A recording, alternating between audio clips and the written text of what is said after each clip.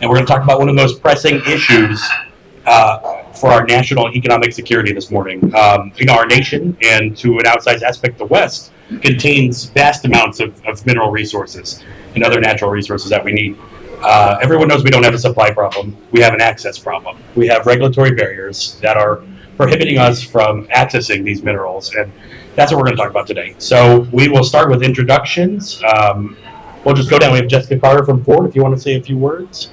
Are we supposed to speak for 4 or 5 minutes here? Yeah, I would say 3 or 4 minutes. Okay. Yeah, does that work? Right. And then, so everybody will do introductions, and then we'll get into a conversation. Is that good? Okay. Perfect. All right. Now that we got everything. Hey, good morning, everybody. And thank you to the Western Caucus for having us and hosting us this morning. It's great to get out of Washington and out to the West. As you mentioned, I'm Jessica Carter, Head of Federal Government Affairs at Ford Motor Company. Some of you may know of me from my time as Chief of Staff for outgoing Chairman Dan Newhouse.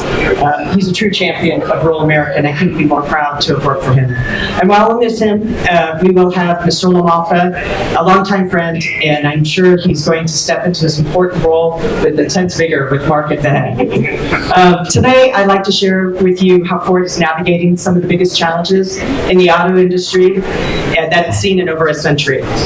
Across our key markets, from the United States to Europe and China, we are facing increased emission standards, shifting consumer preferences, and intense new competition. These forces are driving us to adapt and innovate like never before. At Ford, we are meeting this moment with an all-encompassing approach to our vehicle lineup.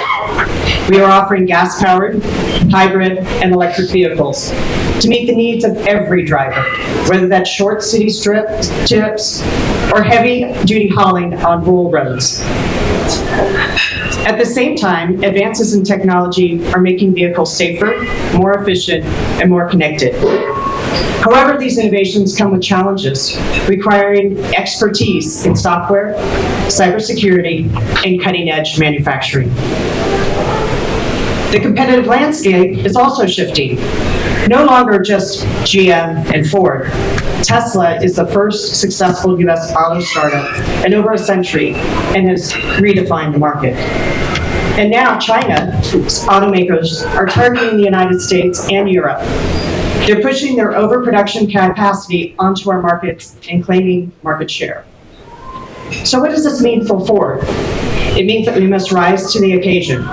We need advanced technology, broader supply chains, and increased efficiencies while all navigating unprecedented competition. But Ford is ready. We are an American car company building more vehicles in the United States and employing more hourly workers here than anyone else. We remain committed to leading the way, and we will continue to build here. However, we cannot do it alone. The vehicles of the future, whether they're powered by gasoline or electricity, depend on critical resources like silicon, rare earth minerals, lithium, nickel, and cobalt. To stay competitive, the United States must prioritize domestic production of these materials and expand our energy infrastructure. Unfortunately, inefficient permitting requirements and insufficient transmission capacity is holding us back. Meanwhile, China is moving quickly to dominate the supply chains. The competition isn't just 5 or 10 years away, it is happening now. Business as usual isn't enough. We must act with urgency. At Ford, we want to see an industrial policy that supports Americans' industrial base. This, not to mention the tens of thousands of new manufacturing jobs at Ford alone as produced or supported in Tennessee, Kentucky, and Michigan. We can't afford to move backwards. I know the people in the room understand these challenges and share our vision of unlocking as America's potential. At Ford, we stand with you in advocating for reforms to strengthen our supply chain and modernize the permitting process. Beyond the United States, we also need to seek to collaborate with allies in Australia, Canada, and Indonesia to reduce our reliance on China's resources. Finally, as we gather today on December 7th, Pearl Harbor Day, We reflect on the sacrifices made 83 years ago and the incredible industrial mobilization that followed. Ford played a key role in that effort, converting our factories from cars and tractors to tanks and planes. The challenges we face today may look different, but the spirit of resilience remains the same. America's industrial base has the strength to rise to this moment, and Ford is ready to lead. With the Western Caucus standing as steadfast partners in Congress, I'm confident we can meet these challenges together. Thank you, and I look forward to the conversation.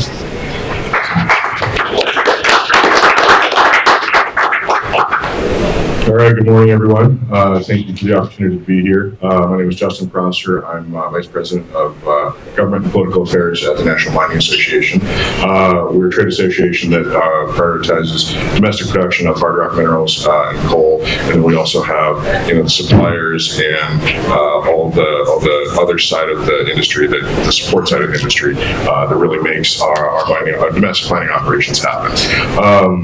I think we've got a tremendous opportunity at our fingertips over the next 2 and 4 years. And I think we need to be very careful in how we utilize that and make sure we're not, we have to be very diligent in ensuring we are utilizing those opportunities.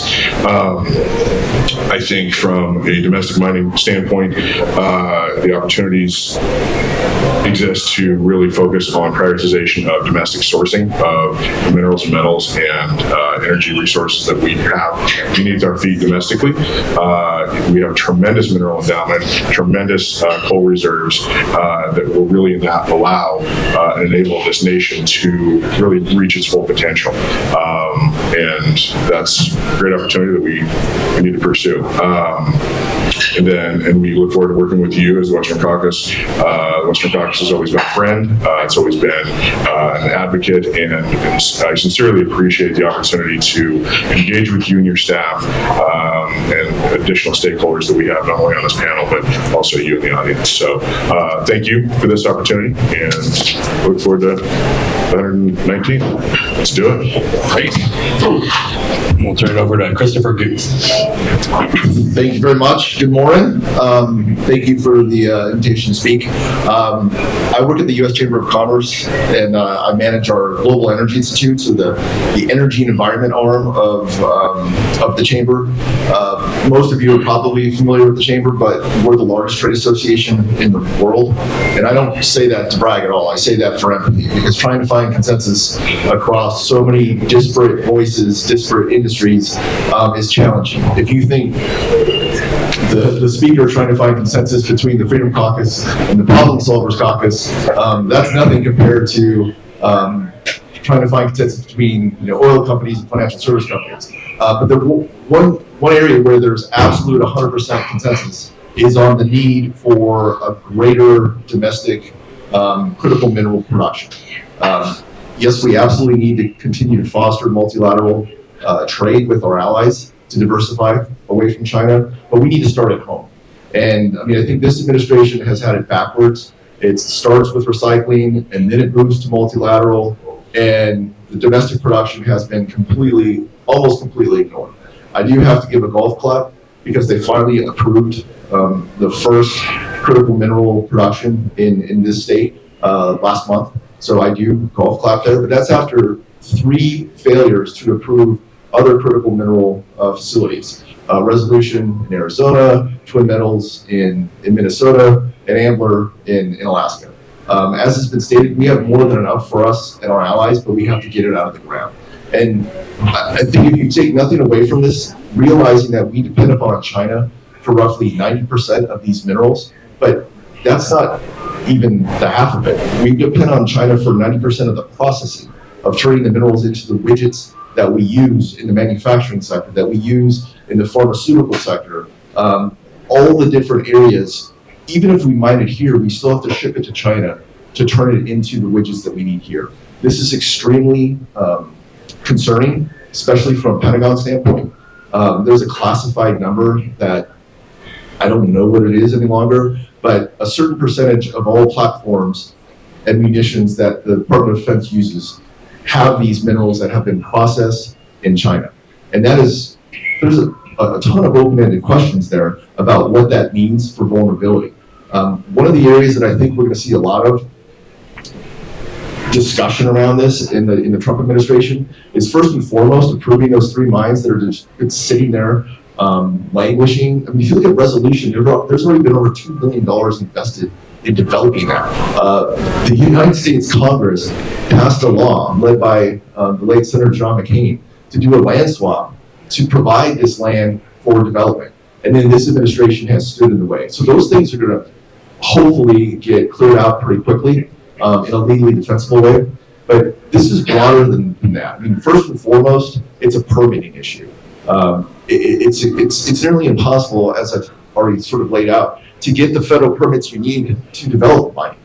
The good news is that we see growing consensus across the aisle that we need permitting reform. And I predict that there's going to be a tipping point within the Democratic Caucus within the next few years, because you can't look at climate change as an existential threat, which most of them do, and not be willing to completely overhaul the permitting process. Because in order to achieve the goals that they claim they want, you need to almost completely remake the energy infrastructure, the energy economy. And you can't do that with the current permitting process. But there's a bigger, I think, idea that you're going to hear a lot about, and that's perhaps establishing a federal corporation around critical mineral development and critical mineral processing.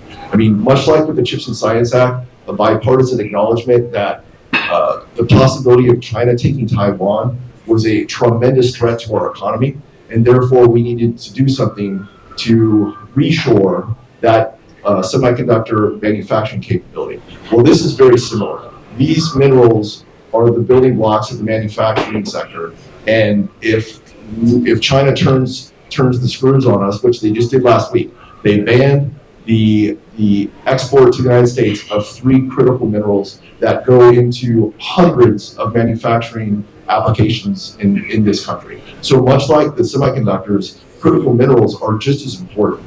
And I think we need to have the conversation about if we can move the ball on permitting, what is the next step? And does this reach the level of criticality within national defense and our economic interests to do something more to centralize the process so that we can redevelop not only the production, but also the processing that we need in order to make the United States competitive going long into the future. Thank you again.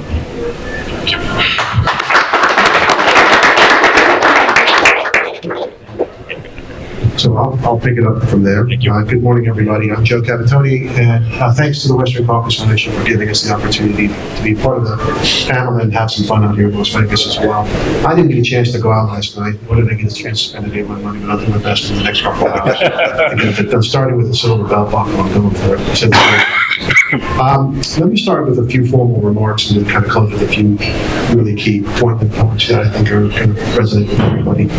Gold has played an outsized role in developing local economies across the West. The history of gold helping drive development and creating opportunities throughout America and the frontier has been vibrant, and its present role is equally bright.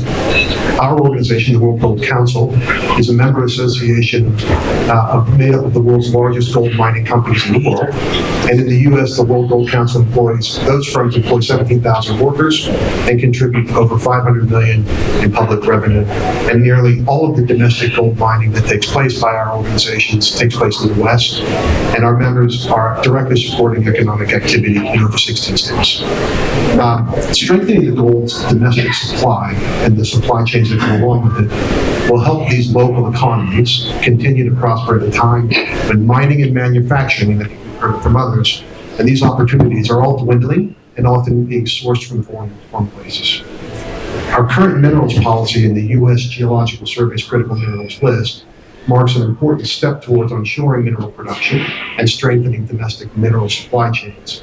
However, key nuances that, if accounted for by policy, can actually improve upon the status of that list. The U.S. critical minerals list is an example of one grouping of resources that are incredibly important to our national security and our competitive position.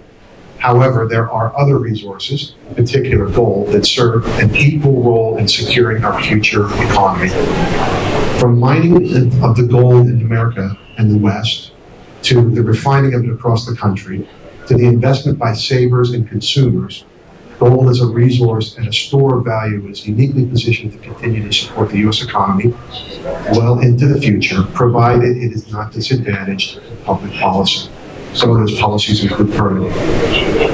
Forward-looking natural resources at the federal level and the policies that go along with it, and building upon the U.S. critical minerals list, and considering the entire supply chain can help the case for all minerals. In our case, gold supply chain and its journey begins at the mine, oftentimes in the West, and extends to the market. Once the gold is extracted, it is refined into bullion and usually fabricated into jewelry, stored as a form of investment, or used to back financial products, including exchange-traded funds. The physical asset that gold is needs to move along its supply chain. Much of that business is done in the West. And for example, we have Utah and Wyoming as two states which have large-scale holding facilities specializing in vaulting gold. All of these points on the supply chain, the mines, refineries, recycling facilities, fabrication and minting companies, financial services companies, and transportation services that move gold all the way between them all, are all employing people in these local economies, and we need to continue to have that as a focus. That strong supply chain helps everyone in every state.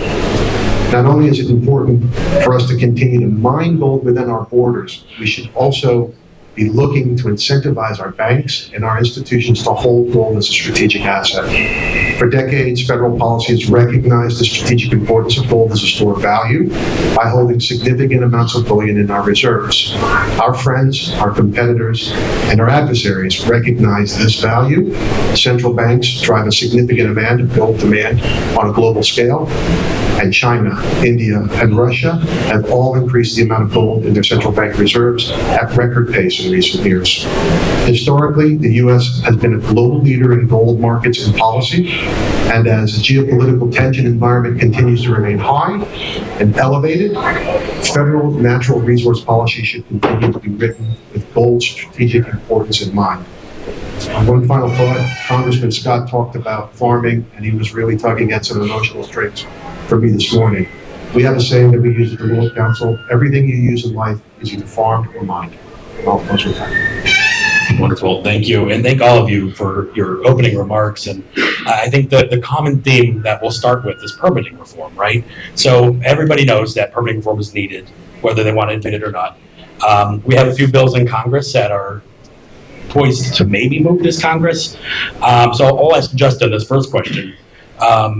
Should Congress take the win and move this Barrasso Manchin bill, to say what it is, or do we wait for more favorable conditions next year? And can you also speak to what directly in these bills would benefit your companies? Sure. Well, that's a great question. I would say take the win and seek whatever else is left for next Congress. Right now, we've worked for 2 years to get the process to where we are right now. The House had tremendous provisions in H.R. 1. The Senate has some great provisions in the Manchin-Barrasso bill, but also Chairman Westerman and the House Natural Resources Committee has done tremendous work to get their their NEPA legislation, although draft, that is a really good piece of legislation that I think the delay in moving that has been trying to reach bipartisan consensus on that within the House, which I know this is certainly difficult. But within the conversations that are happening right now, I think that absolutely we need the Manchin-Barrasso to move forward. But there also has to be a combination of those NEPA reforms that Chairman Westerman is prioritizing. So I understand conversations are happening between Chairman Westerman and Chairman Carper on the Senate DPW. That needs to be pushed more into the package, and it cannot be such a Senate-centric legislation at the moment. You know, at that point, no offense. At that point, what does the House, say? What are we going to get out of this? So I think there's tremendous opportunity to get something done now and then build on that moving forward in the next Congress. We saw that with the Fiscal Responsibility Act and the provisions there. That's the Western legislation really sought to build off of that and continue this march. So, in the specific provisions, I think, as I mentioned, the NEPA reforms that are in the House draft, but also the judicial reforms that are in the Senate bill. And obviously for us, we are very focused on the Rosemont provisions that are in the Senate package as well. That is a huge issue for mineral developers on federal lands, and the ability to use public lands for ancillary use activities.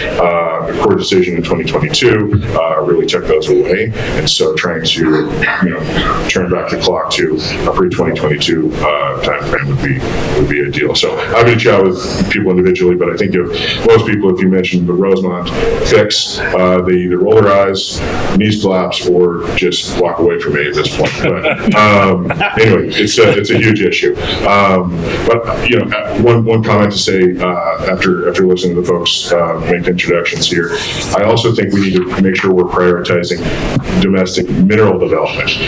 The DOI, great list, but it doesn't include gold, silver, copper, the other materials that we are in desperate need for national security, economic security, infrastructure, manufacturing across the board. So we need to have a domestic mineral policy and really kind of pull back from picking winners and losers that the federal list provides. So anyway, thank you. Great, thank you. And I want to ask a question of everybody on the panel. We can go down the line. What's your number one priority for legislative permitting reform? We'll start with you, Joe, if you want to take it. Well, I think in terms of the permitting reform, I think what Justin has just talked about, I think just speeding up the process by moving it. We specifically don't have a particular item on our agenda at the local council related to that. We meet with our mining members to work with the NMA on it. But we agree. I think that thinking about what's in play today in terms of the critical minerals list, like I mentioned, it's a start, but it's not necessarily addressing the appropriateness of what and how mining operates. You just don't get one mineral out of a mine. You have to think about how mining operations work. This is where I think it was a good step in the right direction, but it's starting us on a path that I think is much more appropriate and actually expanding out all of that supply chain to actually really address the issues that go all along, refining, processing, minting, etc. And the logistics that come along with it all has to be understood, because digging something out of the ground, shipping it overseas just to bring it back to use, it is just, in our minds, not the right way of doing it. You asked what our priority is. My answer is yes.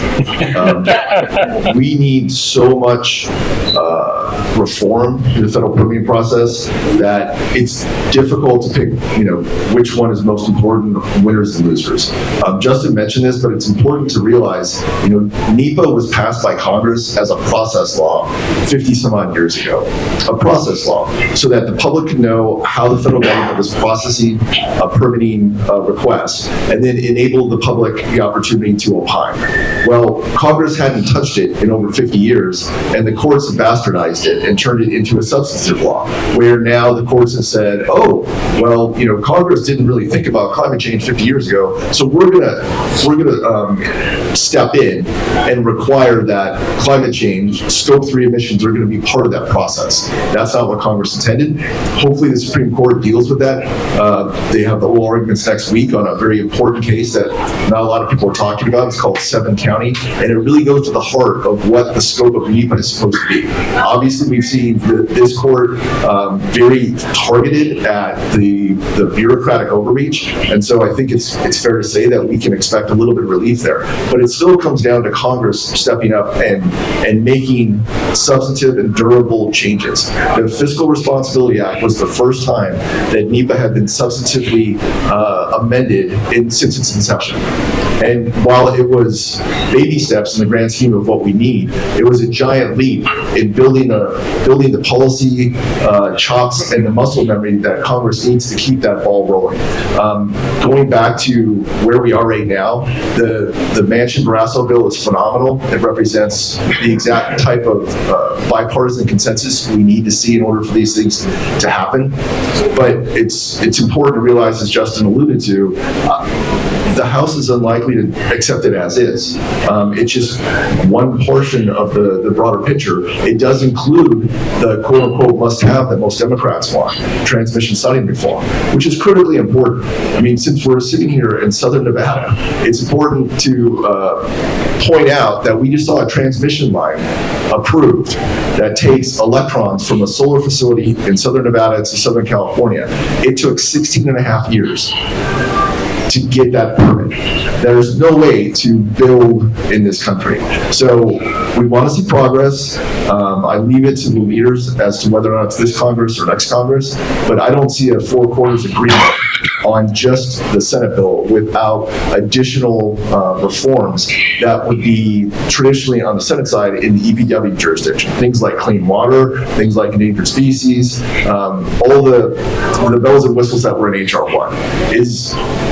Are we at a point where Leader Schumer, who's now trying to push this, where he's willing to sit down and say, here's what I'm willing to give up for transmission siting reform? I hope so, but I haven't seen any evidence of that yet. Thank you. 2 words: speed and efficiency. It's pretty easy, right? Ford and our product development, it's years in the making. We're looking at 7 years or so, and as we look at our contracts, we do them so far out. And on a global scale, we have to think about efficiencies and how we can get that product up onto the line. Domestically, if we can do it here, it makes sense for us as we can build. We build so many cars here, so I just lay it down to speed and efficiency. Well, real quick, I would just, S&P Global put out a report earlier this summer that identified, and it wasn't us, it was their own data that identified that it takes, on average, 29 years to get a mine in operation in the United States. That is insane.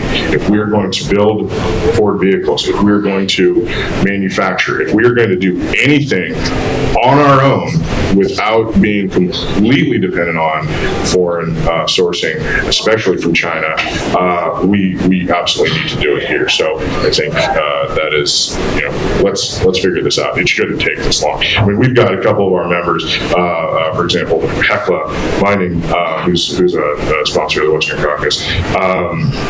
They've got 2 mines in western Montana that have been in a rinse and repeat permitting process for upwards of, what is it, Mark? Upwards of nearly 40 years for 2 projects. Each project is in, and the communities in northwestern Montana are absolutely desiring these projects to bring in economic development, jobs, and really help these communities out. That people are seeking to leave these communities if there's not economic development, and so it's not only just an economic, it's also a community issue as well. So, Jessica, I wanted some more of your perspective as a consumer/manufacturer. In many ways, you're kind of downstream from these issues, but the first to feel the pinch, right? So, what is the future of manufacturing for Ford, or just even domestic manufacturing as a whole, if we don't right the supply chain issue? Like you said, your contracts are years out. So, how does this affect your day-to-day, and what's the long-term outlook? Sorry, is that too much? It's a big, long question. Yeah, Ford, we are, as I mentioned, in a position that we haven't been in 100 years. We are looking at the most intense competition coming in from China. We have consumer demands that are changing by the day. And with all these factors, for us, we are looking at changing our supply chains and seeing how we can onshore. We learned a lot through COVID. We learned that we need to figure figure out ways to have more than just one supplier for very different products. It comes down to is rethinking of how we're doing everything. The company is transitioning. It's a 122-year-old company that's seeking to go on for another 122 years. And with all of these challenges that are on the pages that are ahead of us, we look at each one of them and trying to find solutions. One of the best ones is we could get to for efficiencies is permitting reform. And with that, if we're able to have a faster and a little bit speed, as well as we have to be cognitive of the environment. With all those factors, that's one thing that we believe that we can invest here in America. Great. Thank you so much. And for Joe, so Joe, you work with mining companies, a lot of the large ones in the U.S., and you also work up the mineral supply chain. So can you talk about the work you do on the other end of the supply chain to encourage strategic investment in gold that impacts mining demand? Sure. I think there's probably two things to talk to in terms of the impacting on the demand side. The first is we're looking to remove any impediment that actually causes people to walk away or step away or understanding gold in any way. The first thing is we focus on tax treatment and actually accessing gold in the appropriate way. We have a current activity that we're focused on, specifically focused on mutual funds. Now, it might surprise you, but gold as an investment is about 35% of the demand every year on a global scale. But mutual funds in the U.S. cannot buy gold without a punitive tax treatment. And we're trying to get that treatment aligned with investment. Gold as investment is a mainstream consumption as of the asset. And for the mutual funds to be treated in a punitive way to hold it, gold, silver, platinum, palladium, precious metals, it's got to be dealt with. Secondly, we're looking at the more appropriate treatment long-term for gold as it relates to the tax treatment and diverting away from treating gold as a collectible in all of its forms, because the purest forms of metal are not collectibles. They're actually gold is money. And effectively, that needs to be treated the same as it would be if you were looking at any other investment. As it relates to some of the other stuff that we do with the mining companies, I think what we're really looking at is imposing our standards and our controls around ESG standards, et cetera, to keep them moving forward so that on the supply chain side, they can continue to have the right ESG practices, do things the right way in these communities, and actually bring those good business practices and growth economies. And again, it comes down to looking at what they're doing and how they're doing it. And they don't do one individual mineral out of the mine. They mine the ground and they take what they need to, and they actually do it with growth around the economies, and they do it with growth around the communities around them.